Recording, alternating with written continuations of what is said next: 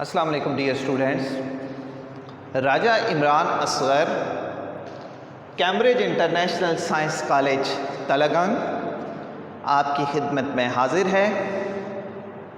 جیسا کہ آپ کو یہ معلوم ہے کہ کالج نے آپ بچوں کی خاطر آن لائن کلاسز کا اجرا کیا ہے، اسی سلسلے میں کلاس 9 اور پری 9 کے دوسرے لیکچر کے ساتھ میں آپ کی خدمت میں حاضر ہوں۔ جیسا کہ کل ہم نے بات کی پیپر پیٹرن کے حوالے سے کہ پیپر کس طرح دیا جاتا ہے، بورڈ کا پیپر کس طرح آتا ہے، اسباق میں سے کون کون سی چیزیں آتی ہیں، تو وہ باتیں آپ نے مد نظر رکھنی ہیں۔ میں ساتھ ساتھ آپ کو جب سبق پڑھاؤں گا تو ساری تمام باتوں کا احاطہ کر دوں گا۔ آپ کی تدریسی کتب میں سبق ہجرت نبوی جو کہ پہلا سبق ہے، یہ آج ہم پڑھتے ہیں۔ سبق کا عنوان ہے ہجرت نبوی صلی اللہ علیہ وآلہ وسلم۔ مصنف کا نام مولانا شبلی نعمانی۔ اچھا، آگے بڑھنے سے پہلے میں مصنف کا تعارف آپ سے چند لائنز میں کروا دیتا ہوں۔ مولانا شبلی نعمانی اعظم گڑھ میں پیدا ہوئے۔ ان کے والد صاحب کا نام شیخ حبیب اللہ تھا، جو پیشے کے لحاظ سے وکیل تھے۔ مولانا شبلی نعمانی نے 19 برس کی عمر میں حجاز مقدسہ کا سفر کیا، مکہ اور مدینہ النبی صلی اللہ علیہ وآلہ وسلم کی زیارت فرمائی۔ اس کے بعد 1882 میں سر سید احمد خان سے ملاقات ہوئی اور دونوں شخصیات علم دوست تھی اور دونوں میں گہری دوستی ہوگی۔ یہی دوستی ندوۃ العلماء کی بنیاد بنی۔ آپ کی وفات 18 نومبر 1914 کو 57 برس کی عمر میں ہوئی۔ اللہ تعالیٰ آپ کی قبر پر اپنے انوارات کی بارش فرمائے، آمین۔ اچھا، یہ جو سبق کا عنوان، مصنف کا نام، سبق کی صنف کیا ہے؟ سبق کی صنف ہے سیرت نگاری، کیونکہ حضور کی سیرت کے بارے میں بات ہو رہی ہے تو صنف کیا ہے؟ سیرت نگاری، ماخذ۔ اچھا، ماخذ کہ یہ سبق مصنف کی کس کتاب سے لیا گیا ہے؟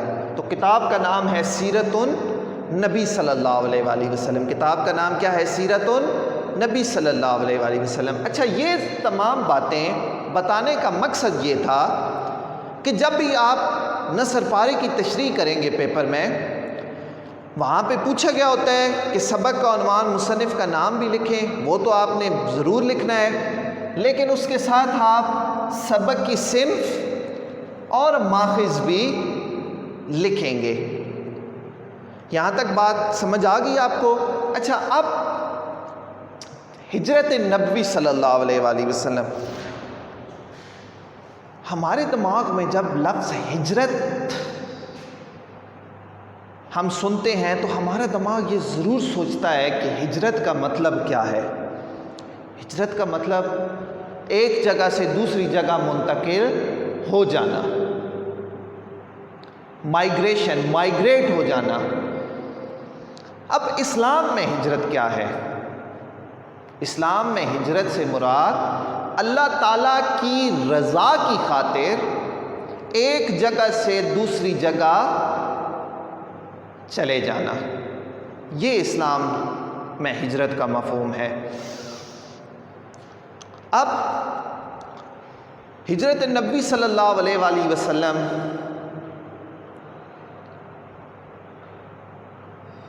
آپ صلی اللہ علیہ وآلہ وسلم نے ہجرت فرمائی۔ دیکھیں، جب آپ صلی اللہ علیہ وآلہ وسلم پر وحی الہی نازل ہوئی تو آپ صلی اللہ علیہ وآلہ وسلم نے اہل مکہ کو اکٹھا کیا، اہل مکہ کو اکٹھا کیا۔ اچھا، اس سے بھی پہلے ایک بات سمجھ لیں کہ حضور مکہ میں، حضور کے القابات کیا تھے؟ صادق اور امین۔ حضور کے کیا لقب تھے؟ صادق اور صادق کا مطلب سچا، امین کا مطلب امانت دار۔ حضور ہمیشہ سچ بولتے تھے، لوگ آپ کے پاس اپنی امانتیں رکھواتے، اس لیے اہل مکہ آپ کو صادق اور امین کے نام سے پکارتے تھے۔ اب حضور نے اہل مکہ کو جمع کیا احد پہاڑ کے قریب اور ان سے کہا کہ اے اہل مکہ، اگر میں تم سے یہ کہوں کہ اس پہاڑ کے پیچھے سے ایک طاقتور لشکر تم پر حملہ آور ہونے والا ہے تو کیا تم میری بات کو مانو گے؟ کفار نے کہا ہم ضرور مانیں گے، کیونکہ آپ صادق بھی ہیں، آپ امین بھی ہیں، آپ کی تو یہ صفات ہیں۔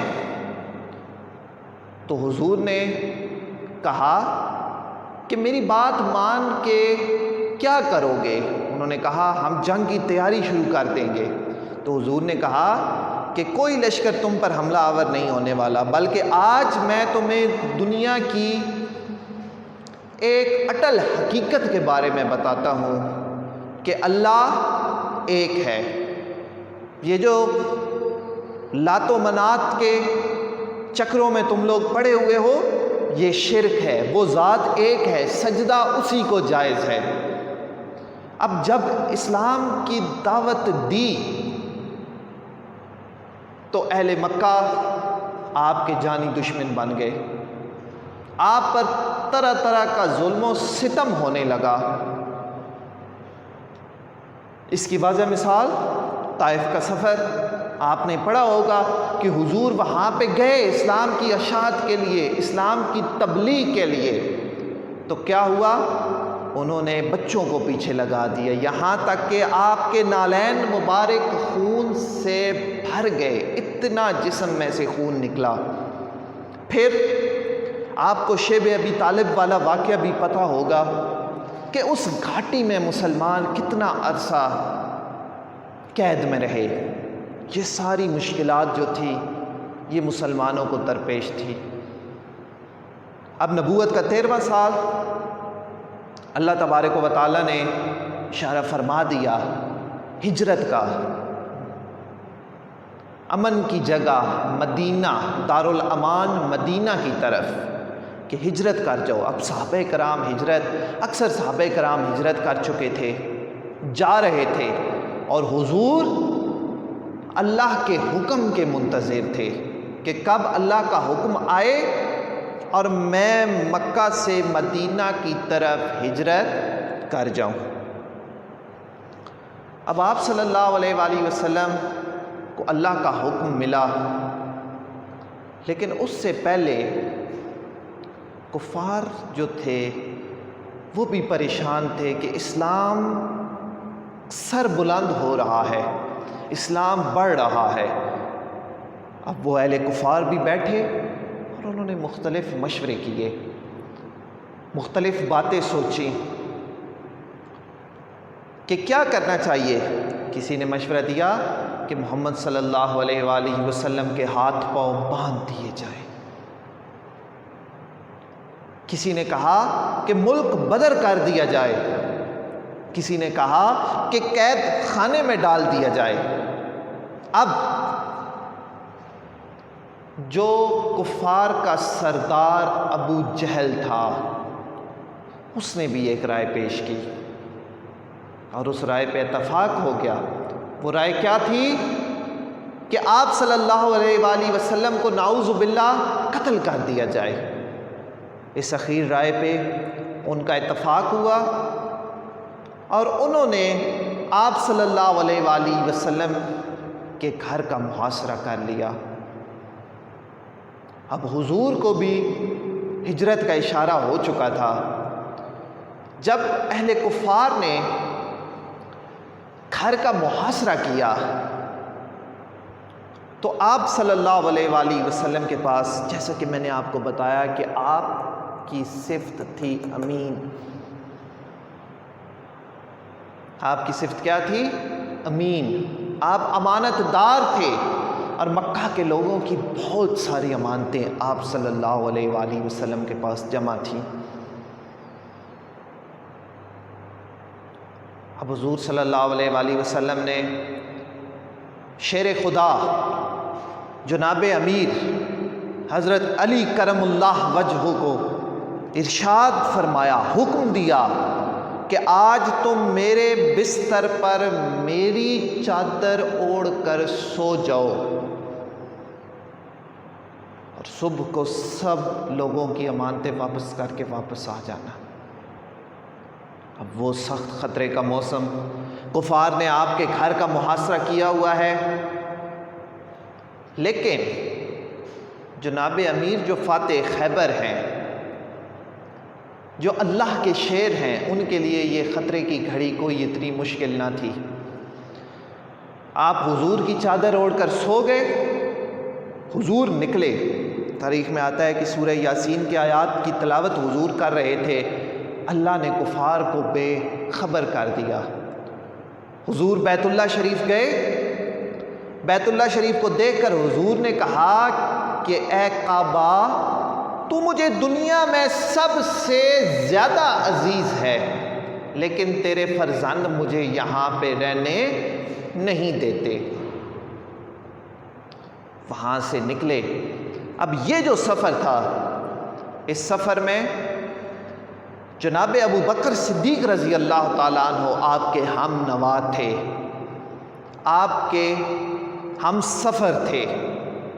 یہ دونوں حضرات نکلے اور غار ثور میں جا کر پوشیدہ ہوئے.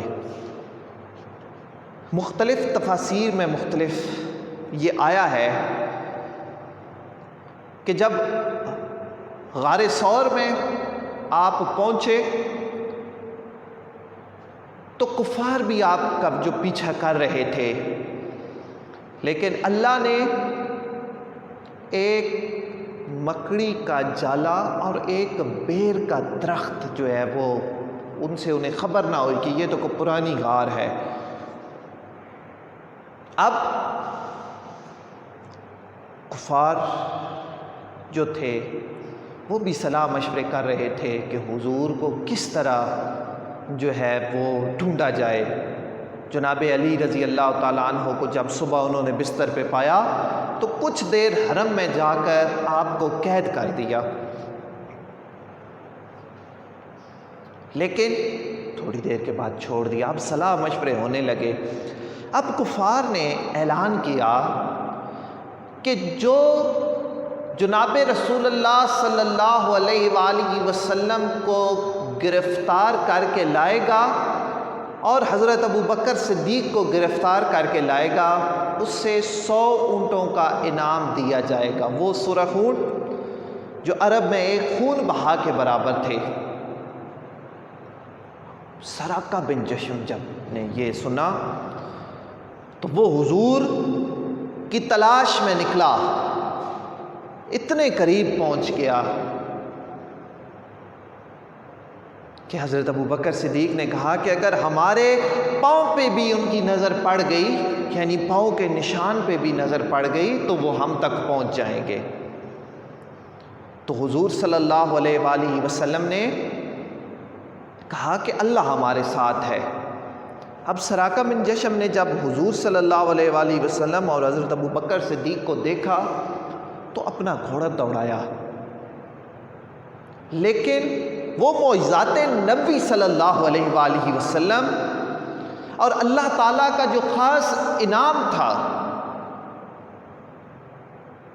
اللہ کا کرم تھا کہ جو ہی وہ آپ کے قریب پہنچا تو اس کے گھوڑے نے ٹھوکر کھائی اور گر پڑا. فال سے تیر نکالے لیکن جواب میں نہیں نکلا. لیکن وہ جو انعام تھا جو کفار نے رکھا تھا وہ بھی بہت زیادہ تھا. لالچ میں دوبارہ اٹھا. اب کیا ہوا کہ حضور اور جناب ابو بکر صدیق کے قریب پہنچا تو اس کے گھوڑے کے پاؤں زمین میں گھٹنوں تک دھنس گئے۔ اب حضور صلی اللہ علیہ وآلہ وسلم اور حضرت ابو بکر صدیق رضی اللہ تعالیٰ عنہ نے جب یہ منظر دیکھا، پھر سراقہ بن جشم نے تیر نکالے لیکن جواب میں نہیں نکلا۔ اس نے کہا کہ یہ کوئی اور ہی معاملہ ہے، اس کا دل گواہی دے گیا، وہ مان گیا۔ اب حضور صلی اللہ علیہ وآلہ وسلم اور حضرت ابو بکر صدیق سے فرمان امن کی درخواست کی، تو حضرت ابو بکر صدیق رضی اللہ تعالیٰ عنہ کے غلام جن کا نام عامر بن فہیرہ ہے، انہوں نے چمڑے کے ایک ٹکڑے پر فرمان امن لکھ دیا۔ اب حضور صلی اللہ علیہ وآلہ وسلم، اچھا اس سے پہلے جب آپ غار ثور میں پوشیدہ تھے، تب وہ جو 3 راتیں گزری وہاں پہ، حضرت اسماء رضی اللہ تعالی عنہا کھانا پہنچاتی تھی وہاں پر، یہ ابن ہشام نے لکھا ہے۔ ایک اور روایت میں ہے کہ حضرت ابو بکر صدیق رضی اللہ تعالی عنہ کا ایک غلام دن کو بکریاں چراتا اور رات کو ان بکریوں کا دودھ حضور کی اور جناب ابو بکر صدیق رضی اللہ تعالیٰ عنہ کی خدمت میں پیش کر دیتا۔ اب عامر بن فہیرہ کو فرمان امن لکھ کے دے دیا گیا۔ ادھر امن کی بستی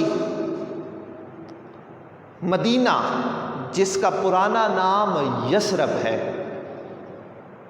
وہاں پہ حضور کی آمد کا انتظار ہو رہا تھا۔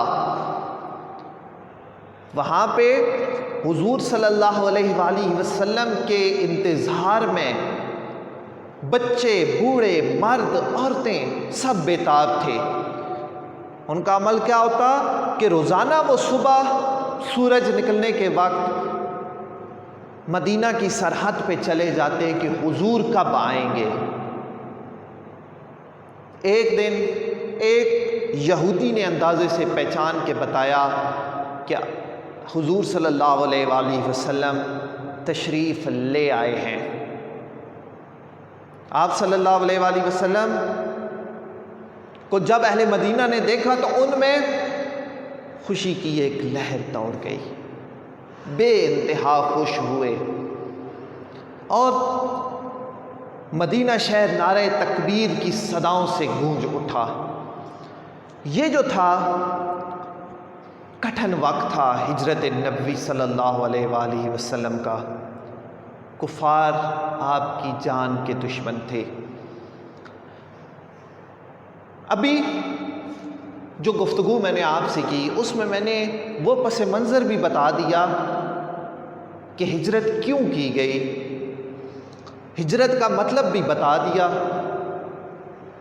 انشاءاللہ کل کی کلاس میں ہم اس سبق ہجرت نبی صلی اللہ علیہ وآلہ وسلم کے سوال جواب جو درسی کتب کے آخر میں موجود ہیں مشق میں، ان کا احاطہ کریں گے، اور اس کے علاوہ کچھ اضافی اور اہم سوالات ان کا ادراک بھی کریں گے۔